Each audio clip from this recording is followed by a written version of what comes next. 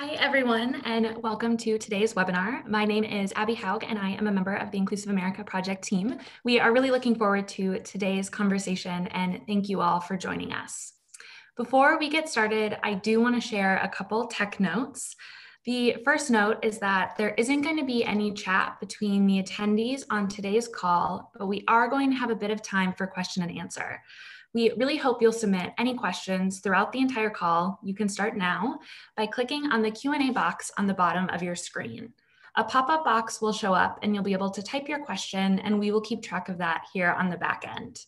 During about the last 15 minutes of the conversation, we will pose a few of those to our speakers. I also want to share that we are going to be sharing some highlights from the conversation while the conversation is happening, as well as after, on our Twitter account. That Twitter account is @Aspen_IAP. Again, @Aspen_IAP on Twitter. So I really encourage you to follow along there if you aren't doing so already. Finally, we are recording this conversation and will upload it to the Aspen Institute YouTube page in just a couple of days. We'll share that link once it's published with all of you and hope that you will also share it with your friends, family, and networks. With all of that said, I am going to turn the conversation over to Zinat Rahman, who is the director of the Inclusive America Project, to introduce our speakers and get started with the conversation. Thank you, Abby, and thank you for just setting all of this up and getting us ready to go. Do we have our two other speakers available on video view? Because I don't see them. Oh, there. Now I do. Okay, wonderful. So Rabbi Helsman, you're muted, and Pastor Roberts, you're good to go. So welcome everybody. Thank you for joining us. Welcome to our webinar on the COVID-19 call to interfaith leadership. I am delighted to be joined today by two of my faith heroes, people I've admired from afar for a long time and in recent years have gotten to know a bit better. I'd like to introduce Dr. Bob Roberts, who is the founder, senior leader, and chief spokesman for Glocal.net. His primary focus is connecting leaders and establishing relationships to create transformation. He is the founding senior pastor of Northwood Church, which is near Dallas, Fort Worth, Texas. He is also one of the leaders of an initiative called My Neighbor's Keeper, which focuses on interfaith relationship building between Muslim and evangelical leaders. And I hope, Pastor Roberts, you'll talk about that a little bit today. And then I'm delighted to be joined by Rabbi Michael G. Holzman, who is the head rabbi at the Northern Virginia Hebrew Congregation, and he's been in that role since 2010. He is an inspirational and compassionate spiritual leader. I can attest to that, and he has a strong commitment to lifelong Jewish education, youth programming, and social action.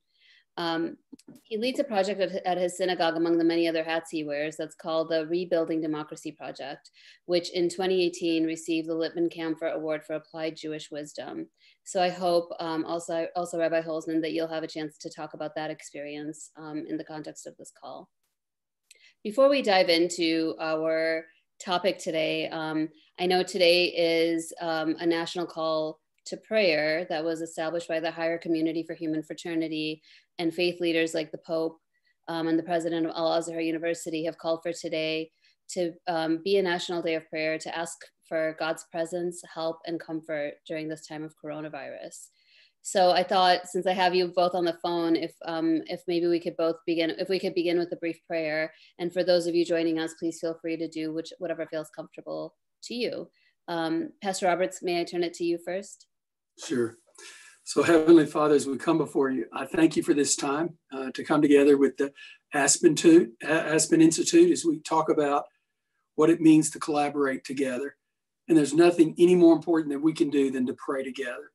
And so as your follower, Jesus, I come in your name and I ask you to be with the doctors and nurses and all the frontline first responders that are caring for people, to protect them. Be with those that are working, that are fearful. Give them courage and strength. May we find a vaccine soon. And I do pray for hope, comfort, and peace. May this be something that pulls us together and not drives us apart. Amen. Rabbi Holzman. I would pray, Makor Chaim, source of life. We ask you to grant life to those who are fighting for life. We ask you to guide the hands of those who heal them, give them courage in their fight against illness, give strength and persistence to their families who carry on hoping and patiently waiting at home for their loved ones to recover, and help us as a nation to come together in unity to fight this virus, to fight the forces that would divide us, and to face this as one collective moving forward to create a better world in your name. We all say, amen. Amen. Thank you both. So the Inclusive America Project's definition of pluralism is moving on just the mere presence of difference, right? That pluralism is a thriving engagement of that diversity while maintaining our differences and what makes us unique. We know that religion can be a force for positive social change, and it helps us to understand ourselves and our relationship to one another better. But also, this is not just a nice idea, and we've seen this borne out in the last weeks and months that we've been dealing with this global pandemic, that religion and faith community is critical to the health of our democracy. So understanding and engaging faith communities and building bridges across difference is necessary to maintain a strong civil society and a strong democracy. And probably that maybe that hasn't been tested the way that it has been in the last several months. And where moments of crisis can highlight our solidarity, our interconnectedness, it can also illuminate and reinforce schisms. And we've seen this, right? We've seen this borne out in the uptick in anti-Semitism, the vandalism to mosques, the aggression towards Asian Americans, the disproportionate impact that this virus has had on communities of color, especially African-American communities. And so one of you mentioned on the call yesterday that this pandemic challenges the good and bad in American culture. And I'd like, our focus for this call is to focus on, the strengths. What are the things that are assets in American culture driven by faith communities? Things like notions of service, hospitality, caring for the least fortunate. I mean, these are central concepts to so many faith traditions and also great strengths of American civil society. And so the way the faith leaders, such as yourselves, have been at the forefront of this local response, I would like to begin with each of you reflecting on a description of the interfaith work that you've done and how you're applying the lessons of that interfaith work to our current context of living in the age of, COVID-19. Either one of you can start. Bob, you want to go first? So I would just say, I grew up as an evangelical, and for the most part, we're very tribal, and we've been in the majority of American religion. And so as a result of that, there's been no sense of we need to work together. Why do we need to work together? Why do we need the other? And so the truth of the matter is, I was raised most of my life with a mindset that was simply, I just need a bunch of Christians to make the world a better place. I don't need anybody else. And I realized I was wrong. It takes all of us. And it was kind of a process of realizing that. And through that, I got to know through a fluke some imams and became close friends of theirs. And that's not something most evangelicals even know. Most of them don't know Muslims, let alone be friends with them. And it had a huge impact on me personally. And I realized that we evangelicals, according to our own research, we have the most negative view of Muslims of any group, except for evangelical pastors. We have an even worse view. So it's driving down to our congregations. And so as I got to know Muslims, I loved them and I became friends with them. And I thought, I want other evangelicals to get to know Muslims the way that I know them, so they're not fear, because Islamophobia is not just bad for Muslims, it's bad for evangelicals, because we're not supposed to hate anyone. And so here in our mindset, we have this permission we've given ourselves to be fearful of others. So we get together with pastors, imams, and rabbis. We brought rabbis into this, and we have a 2.5-day retreat. They're being put in cohorts right now because the retreat doesn't work. And basically, in 3 days, people's minds radically change about one another, but it has nothing to do with more education. It's all built on the relationship. People get to know one another and they confront their false ideas. So that's what we do. And so we've been in the middle of doing some things like that right now in the midst of this. We had a whole Zoom call with the leaders of 15 cities where we've pushed this out with the pastors and imams and rabbis. And we're talking about how we're serving together and how we're dealing with anti-Semitism and Islamophobia. So it's a critical time for people of faith to work together. And I would add to that, you know, my first interfaith experience, you know, when you grow up Jewish, very often interfaith is everywhere around you, especially at Christmas time. And I grew up in a quite Jewish community in South Florida, and then went to college and went to a school that had a large Jewish community there. So I was aware, of course, that we weren't living in a predominantly Jewish world, but stuck around with a social group, a bubble that was mostly Jewish, which I think is pretty common in the Jewish community. And then Elie Wiesel came to speak at my university, and he was talking about the war in Bosnia and what was unfolding there. This is the early 90s. And he looked at the group and he said, hate is contagious. And if we do nothing, silence will be deadly. And those words stuck with me. And that night I met the first Muslim person I ever met, Ahmed Abedin, out there, and maybe he's out there in the world. A shout out to Ahmed Abedin. And he taught me a lot about the Muslim community. And from there, I learned the power of faith communities and people acting out of their faith to do good. And we created some amazing things related to the war in Bosnia on campus. And that just continued throughout my career until I landed in Reston, Virginia, at a very special congregation that had been founded as a wandering group of Jews that was borrowing space from churches. Especially the church, St. Thomas of Becket Catholic Church, which housed the community until they could build their own facility, their own building, which we have now, sadly, which we're not using right now. And that building is a special place because we were approached by the local Muslim community over a decade ago to host Friday prayer and Ramadan prayer in our building, which we do every Friday and every evening during Ramadan. Hundreds of members of the All Dallas Area Muslim Society will come and pray in our building. And through that relationship, of course, I met our mutual friend, Imam Muhammad Majid, who is a wonderful human being, and introduced me to the Aspen Institute and into the work of the Alliance of Virtue that Bob Roberts is a part of, and that I think you're referring to some of the things related to that. And Interfaith has been an essential part of the work of this congregation and in my life. You know, it's a wonderful confluence of things, and it's a very important part of who we are. Thank you. Rabbi Holzman, you know, the idea for this webinar kind of came from this blog that you wrote. And Abby, if you can share it in the chat box for people who haven't seen it, that would be great. And you wrote something in there, which is that this moment actually calls for something beyond interfaith dialogue, that we use our faith traditions to talk about local responsibility and shared leadership. And I'm guessing, and just kind of doing a quick glance of participants on the call, that many people are folks who have engaged and do engage in interfaith dialogue within their respective, with the respective hats that they wear.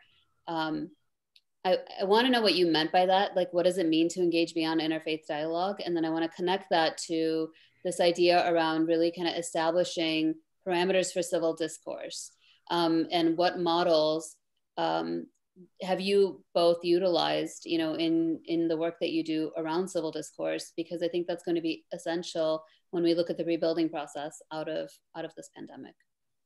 Absolutely. Well, you know, when this started, the quarantine started, the Christians really were on the front lines of adapting their most holy days to the reality of being at home. Before Passover, before Ramadan, there was Easter and Good Friday. And I was in conversation with one of my local interfaith partners, Reverend Tom Berlin, and just realizing the enormity of how does a community find redemption, salvation at home, when normally that's done in community. And we actually put on our YouTube page that dialogue between Tom and I, or Tom and me, I should say, and we talked about the interfaith, theological, spiritual elements. And I realized, wow, this kind of conversation really needs to happen, not only about theological concerns of salvation, but national concerns with salvation and redemption. We are living through a plague. And well, my people's text has a lot to say about plagues and redemption from plagues. And how can we foster a dialogue that's serious and respectful and courageous when we disagree about some of the extremely hard questions that we are about to face in the next 6 months to 18 months. COVID-19 brings out some of the most difficult subjects in our national identity, who we are as Americans. And we have a lot of strengths as Americans, but there's a lot of things about America that that really do not actually, a lot of things about America that make us fertile ground for a pandemic. And so if we're going to grapple with those things, it could get ugly. But if we do it from our faith, if we do it from our faith habits, from our discourse habits that we cultivate in church, synagogue, and mosque, it'll make those conversations successful. And we can find wisdom in our disagreements if we stick with our traditions. So that was really where the idea for the blog came from. And I am simply awed by the scope of the questions that we are about to face in the next period of our nation's history. Yeah, no, I agree with you. Pastor Roberts? You know, here's the reality. I don't like interfaith dialogue and discourse. And here's why. We talk, we never do. And so my response to interfaith work has been more, how do we work together, sweat together, if you will, building the common good in society. So my primary concern has been about making sure people get fed, making sure people are taken to the hospital. How do we help kids? I mean, our church was fixing lunch school meals for children that didn't have access to food. Churches and some of the mosques and synagogues, we're all sharing what we're doing and doing our part. But for the first time, I became convinced how critical dialogue and discourse was. But not so much to say, you're a Jew, I'm a Christian, here's what this verse means to me, here's what it means to you. This whole concept of civil discourse is huge. And what I begin to realize, there's really only two things we can do in this. Help people in a very tangible, simple way. There's no big projects that we can do. And the second thing is, how do we talk about things without hating one another and feeling fear and this sort of thing? And so modeling is critical. I'm friends with imams and pastors and rabbis, and I do podcasts and different things. I've been on so many programs with them. Majid and I are very close friends. And so David Saperstein. So I go out of my way for our church and other pastors to see us laugh and share together. But something else that I've realized is we don't know, people of faith, how to have civil discourse. And we actually become targets for pundits to use us to push their agenda. So one example, what did they start calling it right away? The China virus, or they called it the Wuhan virus. And that's not what it is. And one of my close friends, Daniel Yang, who's an evangelical, tweeted a picture of someone who put on one of his relatives' door, "Go home, Chinese person." Daniel's of Hmong descent. And so we had a whole big program on how do we deal with people who want to trash a whole people group. Now, I'm not a fan of the Chinese government. They've got 1 million Uyghur Muslims in prison. They're bulldozing Christian churches. I think we ought to challenge the Chinese government like crazy. But to call it something it's not, for me to be silent, no, I'm in the majority. And it's essential for people that are in the majority to speak out most. Because really what you're doing, you're challenging your own tribe. And you know, I'm sure y'all are aware of it, but anti-Semitism is up, Islamophobia is up, abuse is up, family abuse in the home is up, all of these things. And so I think we have to deal with civil discourse. Yeah, no, that's right. I mean, I think that's, it's powerful to hear you describe that interfaith has, for many of us, been around action. What is a shared action that we're taking, that we're not just sitting in rooms and talking, but I think about the role of, faith leaders in this time where, faith leaders meet people in their solitude and their anxiety and their grief, and all these like rites of passage that unfortunately this pandemic is bringing upon all of us in some way or another. And that we're best as humans when we're vulnerable, and we can also be reflective when we're vulnerable. And maybe that's when we're best able to connect. And so I kind of think about the the non-church affiliated or non-mosque affiliated, you know, and how we reach them with these ideas that I think are like, yes, that happen in, you know, the synagogue and the mosque and in the church in the best of times. But how do you connect with folks that aren't regularly going to those places, and, you know, and how is that connected to the way you've thought about kind of civil discourse and transitioning the work that you're doing to this online world? Either one of you or have thoughts on that? Well, the largest group of the largest religious group in America are the unaffiliated, and they are growing, especially amongst young generations. And you know, if something positive could come out of this, one of those positive things might be the fact that we're not in our buildings, and therefore there's no excuse for all those people not to join us. They don't have to enter a building now; they just have to click a link and join into a Bible study, a prayer group, a meditation group, some kind of conversation about civil discourse like we're doing right now. These things are all open, and the barriers are as low as they possibly could be. But we have to get the word out. We have to be inviting people. We have to let the faith community platform, the faith community culture, what we are as an entity, we have to let that be a place that all Americans and all of the people in our neighborhoods see as a convener and a welcomer for strength to face this challenge as a group. We know we're going to have to face hard questions, and perhaps the most powerful action we can take is to cultivate respect for the local barber who has to decide if he's going to open or close and what the rules are going to be in his barber shop. And when people start to challenge the tattoo parlor owner who's trying to pay his employees and put food on the table, when people start to challenge that person to find ways to depolarize and take out the toxicity in the conversation and allow it to be a respectful conversation about real human needs and ways to do this safely and ways to do this respectfully. Because I've seen pictures online where people turn to the lowest common denominator of discourse, which is to carry a gun around and wave it in people's faces, because they don't know how to talk to each other. And I think that those are real questions that in our part of Northern Virginia, we have not faced those yet. I imagine down where Bob is at in Dallas, he is facing these things right on the front line. What can we do to get the word out to the local community around Bob, to get him into his church community, get him into dialogue, conversation about wearing a mask or not wearing a mask? That's an action. And that might be the most powerful action we can take right now, is just to get people to feel comfortable with that mask.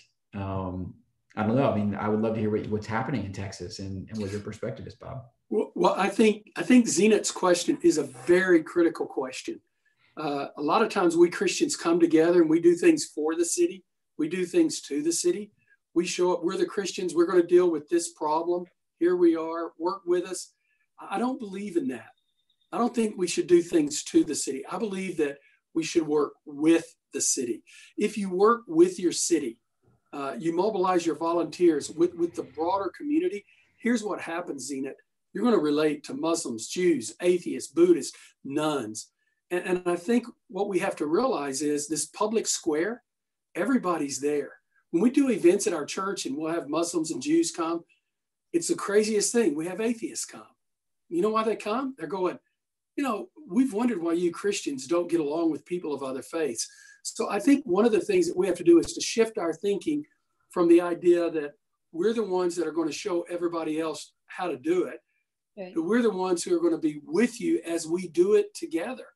And I think we have to have this joint view. This is our city and you're part of it, and you matter to us and we want to work with you.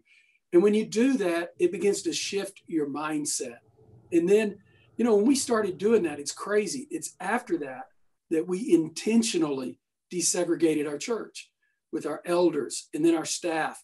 It had been happening, but man, it really happened fast, because we realized there is this intentionality that has to be in a community of faith that says we're not just a faith community, we're a faith community in a broader community.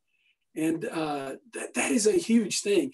And I think it prepares us to deal with the things that we have to deal with. You know, yeah, we're a little different down in Texas. You know, when you get off the plane, we give you a 12 gauge and a horse. It's true. I can't escape that. But sometimes I would say our bark is louder than our bite.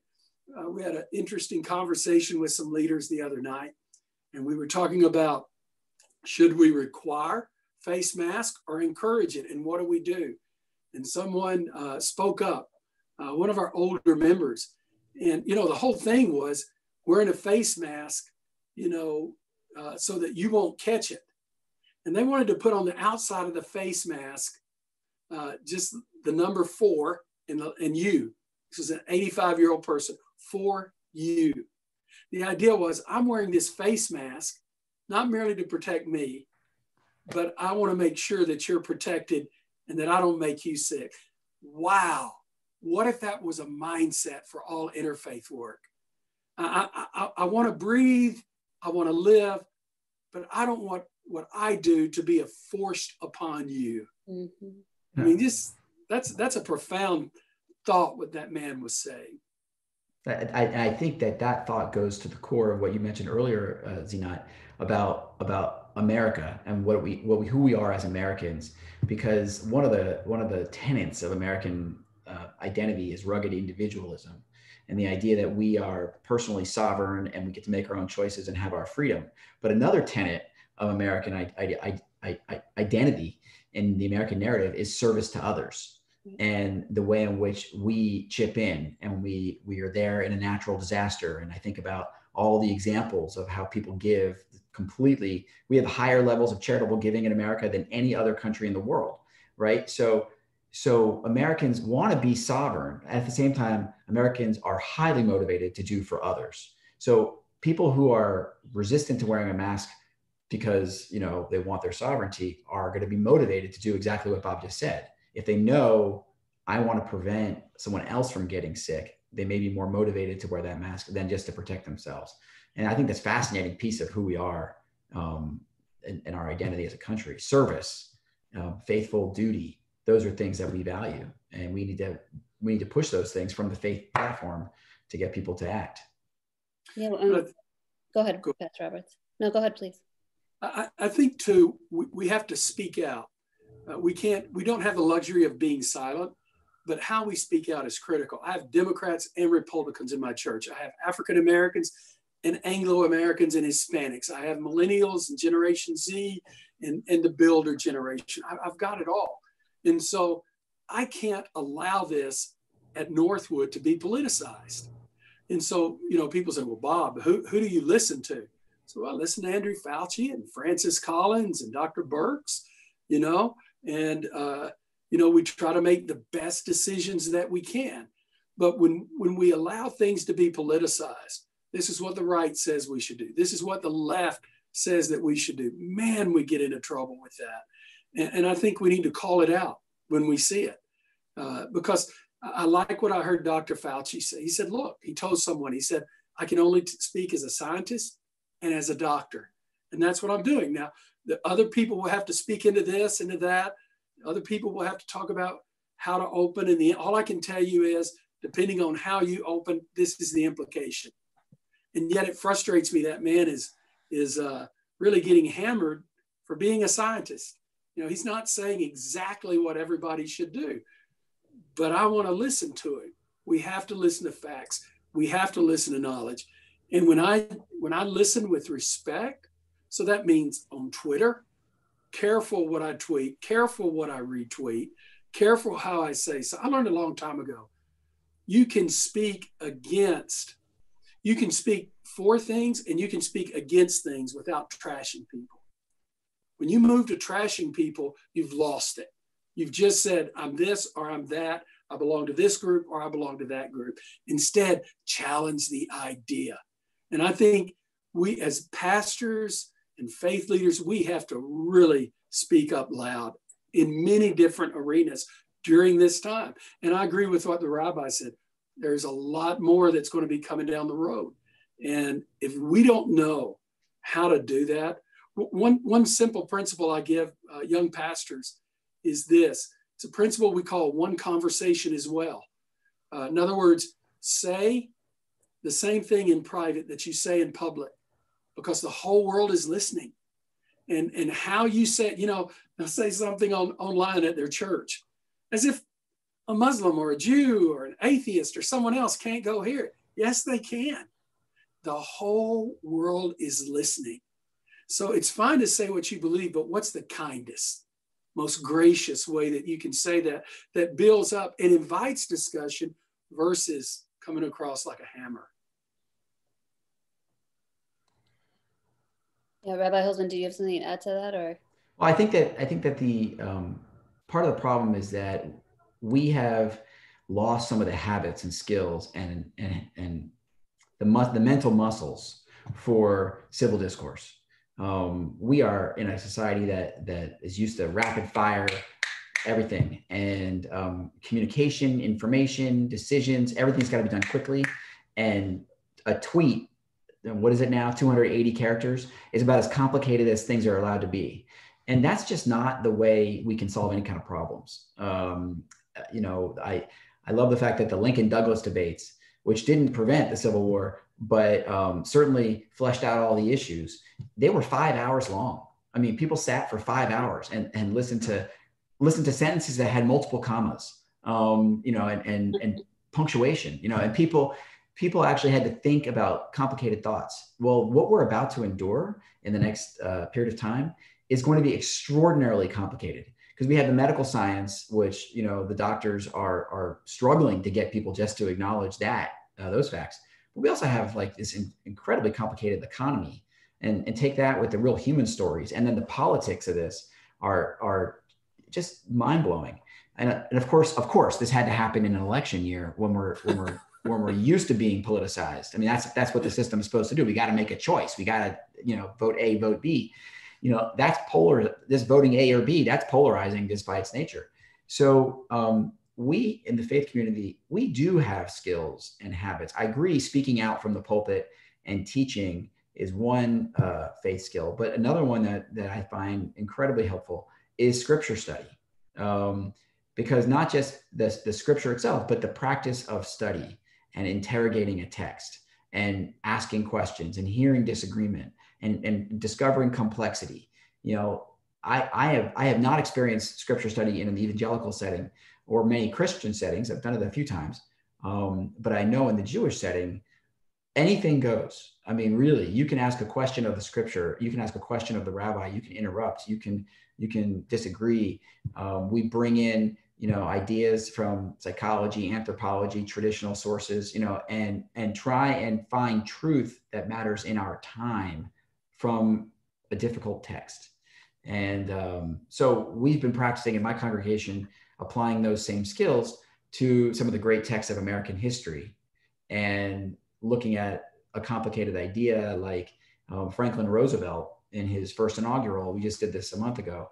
He talks about the need to act and be bold. And then he pretty much describes dismantling the Constitution to push through his ideas, right?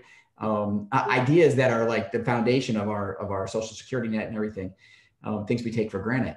And boy, that's complicated. That's really complicated. He was a hero, one of the top 5 American presidents, and yet look at what he's saying. When we give people those experiences of wrestling with those nuances, I think it makes people more able to deal with the complexity we're going to face today. And that's, I think, part of what makes faith life so great, is we do that.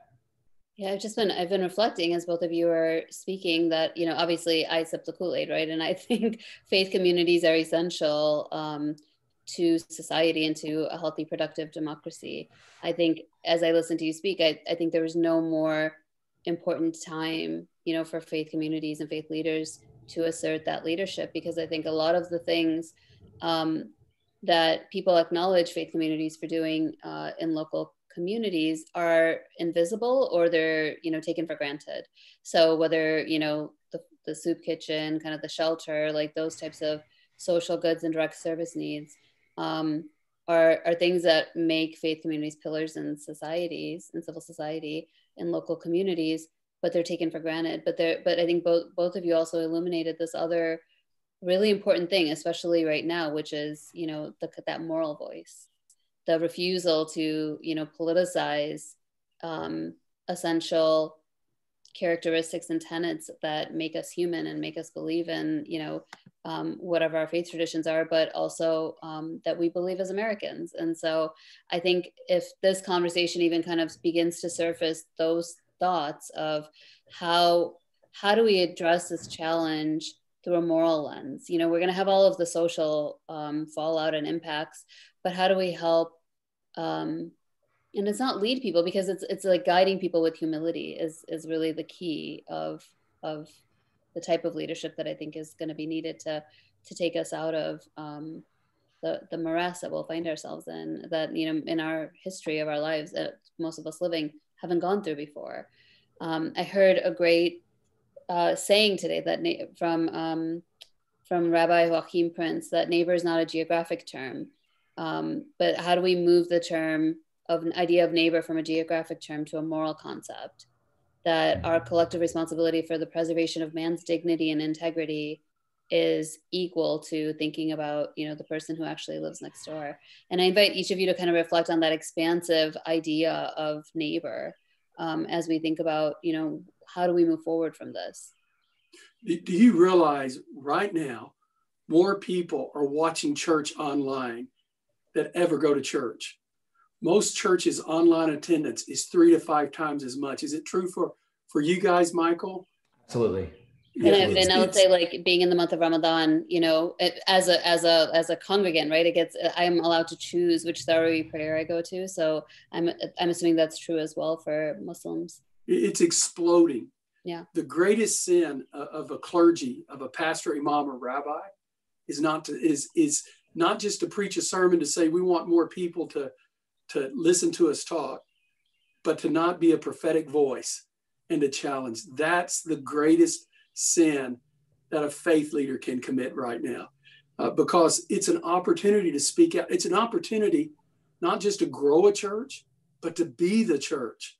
And I think one of the reasons, Michael, the nuns are growing so much is because, from a Christian perspective, I can't speak for Muslims and Jews, but from a Christian perspective, boy, we want to give you a really good show. So you'll come and go, wow, that was incredible. But we're not courageous enough to say, what about the refugees? But what about immigrants? And you know what's crazy? We're going to have to deal with it now. Well, COVID doesn't give us a choice. What our faith should have demanded that we do, COVID is going to require it. So like right now, I'm on phone calls with different groups where they're having to ask the question, what are we going to do with these refugees in these camps? This is not going to be feasible. If Mexico and the immigrants that are trying to come in, if it's not dealt with there, it's not going to be fixed here. And of all places, I'm in Texas. So, there would be some that would say build a wall. Others would say would not. But now all of a sudden that people are getting sick, there's all this worry. What about the farm helpers? What about the construction workers? What about the lawn people? All of these issues that are human issues. It's not just about economics. It's about people created in the image of God. I mean, it makes me sad that what our faith should have done, this virus is going to force us to do. That's one of the Joseph things. Maybe you meant it for evil, but here's something good that can come out of this. Well, I think that the idea that Rabbi Prince was getting at in your quotation, is he not? The idea that injustice anywhere is injustice everywhere. I'm not sure if I got that quote perfect, but the point is that COVID in Southern Virginia will affect COVID in Northern Virginia eventually, and COVID in Northern Virginia certainly will affect COVID in Southern Virginia. And I'm still a Virginian, and that's a circle I'm a part of, and I have a responsibility for those people down in Southern Virginia, even though what the governor's doing separately for that part of the state versus this part of the state, may be appropriate. It doesn't change my responsibility for them, and just because they may have completely different political beliefs, and a different political party, and a different religion, that we're all facing this as human beings. And so there's something that is sad about the fact that COVID is getting us to do what we should have done already, but there is something inspiring about the fact that people are connecting their human vulnerability to their faith and their need for faith. And I think that's what's driving the attendance. I don't think it's convenience of going to church from your couch. I think it's the discovery of vulnerability that is driving people to seek God. No, I agree. And I think, just anecdotally from our perspective, the first webinar we did was around reimagining ritual around Easter, Passover and Ramadan. And I had a lot of colleagues from Aspen join. And then afterwards, just messaged me saying, thank you so much for that. I really needed it. And in a place that, prizes itself on being responsive to kind of, economic equality and all these hosts of other issues. People want this right now, as yes, we have to deal with these kind of policy and concrete issues that are gonna, keep people's lives sustainable. But like really there's this yearning, and I think in people's hearts, where we need help thinking through and leadership to think through some of these things. That's the other equalizer, is nobody actually has the answers, right? Nobody is sitting with not Fauci, not anybody, where we actually know what is going to happen in the next 1 year, 2 years, and and so that is, again, that essential kind of idea of humility and kind of, entering a space of not knowing, coupled with a humility that, that's okay. Rabbi Holzman. So I think I want to give a plug for the boring side of religion, and that is that we are part of a whole institutional network. There's 384,000 faith institutions in America. It's an enormous number of institutions. And all those institutions are places where people have hope, not just because, the message of hope is in our text and in our ritual and in our message, but we have hope also because we're part of a community. We're part of an institution. There's a foundation, there's an anchor. So the Aspen Institute, what you did, Zinat, in hosting that webinar, was you provided an institutional anchor that people could turn to find those answers in this season of the ritual calendar and the national medical calendar. And I think we need to make sure, at a time when the economy is going to threaten many of those 384,000 institutions, that we do everything we can to keep the institutional framework of America strong. Because Alexis de Tocqueville noted that our democracy writ large derived from our democracy writ small, in those local neighborhood associations and fraternal organizations and churches. Very well said. I want to give us enough time. We have some good questions. So am I transitioning, Abby, to you? Yes, here, hi. Yes. Hello. And I wonder if we just take a couple at a time. I don't want to run out of time, and make sure that we do get people's questions. Sounds good. There are a couple questions that came in, so I'll read off maybe the first two and then let you all respond. So the first one starts out by saying, a lot of the effective ways in which folks are able to reach across differences are done in person: a retreat, a shared meal, or a shared volunteer project. Both our personal experience and social science suggest that there is something to that physical proximity. How could religious groups interested in building interfaith bridges adapt to physical distancing so it is not social or relationship distancing? That's a great question. Do you want to just read the next one as well?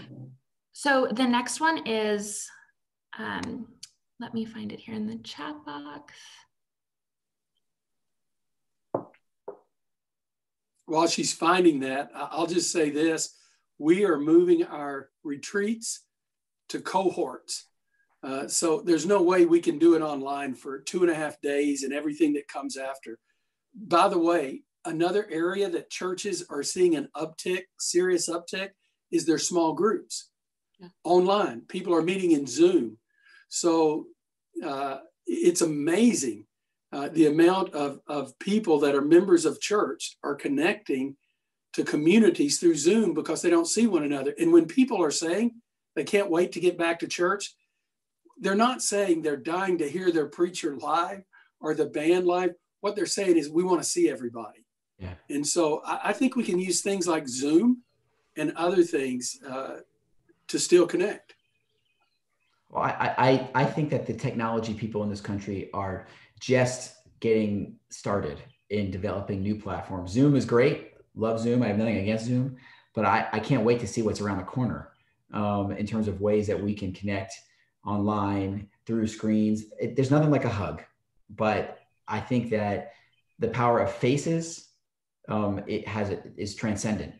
And when we look into someone's eyes, we take responsibility for their life. I didn't make that up. That's Emmanuel Levinas. And that's why when people get onto an elevator, they look at their shoes, because, taking responsibility for other people is very scary. So when we started going to virtual only worship, we started with YouTube.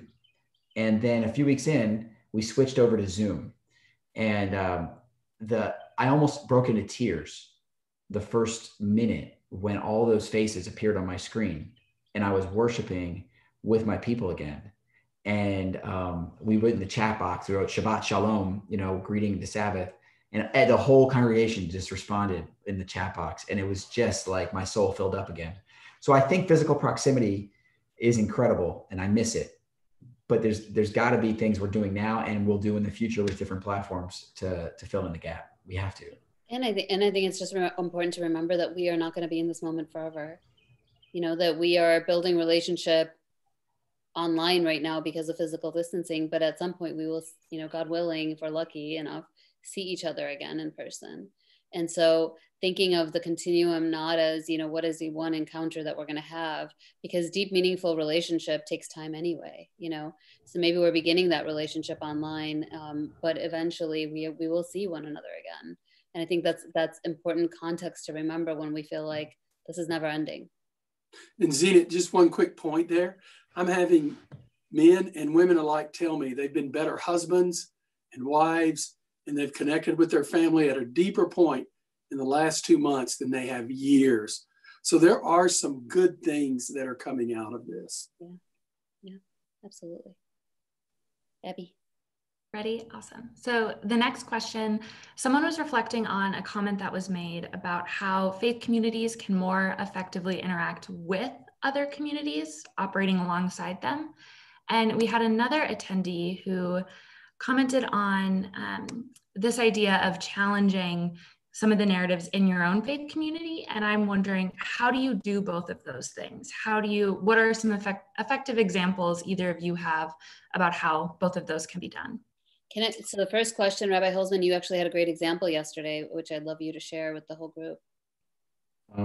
Well, I am wondering, I think I know which example you're referring to. I had something else in my mind right now. Go ahead, just give them both. Well, I'll give them both. I mean, I think that, what did I mention yesterday that was a little bit alarming to me was a member of my congregation. We were talking about COVID. We were talking about the moment we're in. And one of my older members said in a group, that she's staying at home, she's quarantining, she's afraid, and she looks on TV and she sees all these evangelicals who are out there demanding they can go to church and refusing to follow the orders. And she said, those evangelicals are trying to kill me, and it made me cringe, because the painting people with a broad brush like that is the first step towards real danger. I very politely tried to help her see or hear how she sounded and what she was saying. And had that been reversed and just insert some other group in the blank, she would be horrified that those words came out of her mouth, right? And I think that we are going to be living through fear. And we have, as clergy, and many members of our congregations too, have deep interfaith relationships with other institutions and even in our families, and exposing people to the reality of those relationships and who the people are that we're talking about, who are evangelicals and what do they think, and why are people in different parts of the country acting the way that they are. I mean, in addition to being sorted by religion and politics, America has sorted itself by geography. And very many Americans only live in areas around people of similar politics. And so our faith communities can be a bridge towards that understanding. I think that was the example you're referring to, Zena. Well, I mean, that was a good one. I wanted you to talk about how you're picking up food from like local restaurants and sure. So it's very prosaic, like how this functionally gets done in communities. I want that as well. Well, we're lucky. One of the local churches, Herndon, First Baptist Herndon, they have a group that put together this incredible interfaith network that is raising money from the faith community to buy meals from local independently owned restaurants in Herndon, our neighboring town, and deliver them to families that are hungry in the neighborhood. And they've done like 1,200 meals. They started with like 500 meals, and now they're up to 1,250, and it just keeps growing. We at the synagogue wanted to do more, and we knew that one of the pockets of poverty in our area, or pockets, I should say, of economic risk in our area, is the local neighborhood, and the majority of people who live in that neighborhood are members of the Adams Center. So we reached out to the Adams Center to find out how we can, what can we do? Where's the need? Is it food? Is it technology? You know, and we are like today in the process of setting up the systems to help feed that neighborhood. So, you know, that's where our faith connections intersect with our civic connections and allow us to do good. Yeah, and just for those of you who don't know, the Adams Center is the local kind of the big mosque in the Reston area. That's right. Pastor Roberts. So I'll just give you one that deals with what does it mean to do it with and how it changes how you see. So I'm evangelical. So our views on LGBTQ issues would be more conservative. And so, but we had some members who, for whatever reason, were concerned about people with AIDS. This was a few years ago. And so instead of starting their own ministry, if you will, to serve people with AIDS, they decided instead, we're going to work with the city. We're going to work with the government. We're going to work with the agency that does that. And so definite different views on some of those issues. But the question comes into play, regardless of what your view is, are these human beings created in the image of God? Do you have a responsibility to love them? And as a result of that, it changed a lot of people's rhetoric about how they would speak about that very issue, which was critical. It's easy to have a position when you don't know someone. Right. And it's fine to hold on to that position. But if you can't see them as a human being and have a legitimate conversation and treat them with respect, that's the whole basis. That's the foundation for discourse. Very well said. So we have one more question. And so I'll ask you if you have reflections on that question, but then also just to offer a closing thought so that we keep on time. Go ahead, Abby. Awesome. The last question is from an attendee who said, since Pastor Bob, you brought up the use of faith communities as a tool by pundits, how do faith leaders address congregants who then express those pundit sentiments? I'm not afraid to call that out. I mean, in the pulpit, I'll tell them, hey guys, be careful what you're tweeting and what you're retweeting. And you know, some of you are going to be seen at church, you're going to be singing and holding your hands up. Can you really do that with all your heart, knowing something that you tweeted or retweeted or how someone would see you? So I think you have, I'm not going to call somebody out by name, but I'm not afraid to say that. In every Sunday that I do that, I'll have several people come up to me. I don't have time to watch everybody's Twitter feed, but they'll say, Pastor Bob, were you talking about me? No, because we've all tweeted stuff or liked stuff that probably we shouldn't have. So when I hear people do that, we often hear on the pastor's couch and the rabbi's couch in my office of couples come in and the marriage is having problems, or they're having problems with their adult children because of politics, because someone can't turn off a certain channel on cable news. And when I hear people quoting the rhetoric of pundits, I hear that as a pastoral problem. I think there's pain and there's fear. And the same thing that causes someone in a marriage to scream at the person they love, grief, underlying emotion that's coming out in the wrong way.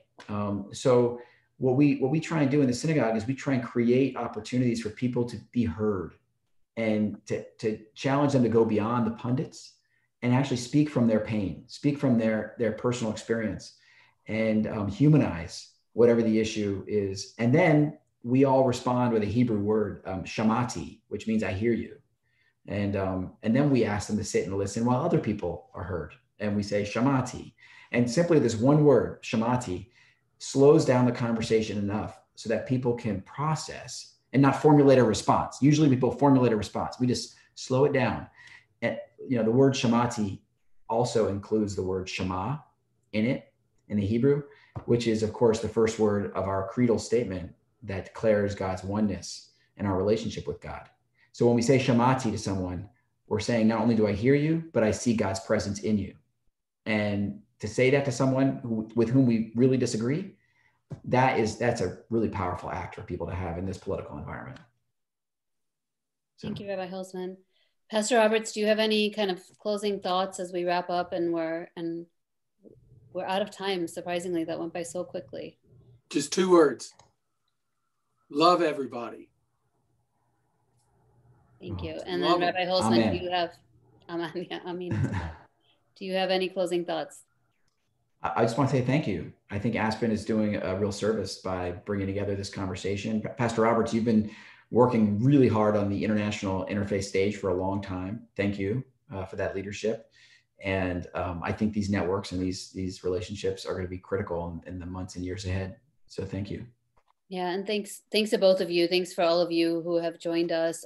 This conversation left me feeling hopeful, which is no small task, I think, given the day-to-day challenges that we are all facing and seeing on our news feed. So, my commitment is just to be able to continue to have platforms where we can have these conversations that are about, our moral leadership in this time, and not just kind of the pragmatic, like, what do we do on a day-to-day, but like actually the bigger questions that we're all grappling with, that we create spaces to work on them together. So thank you both so much for your time and for your work, for the work that you do. Thanks to everybody for joining. Goodbye.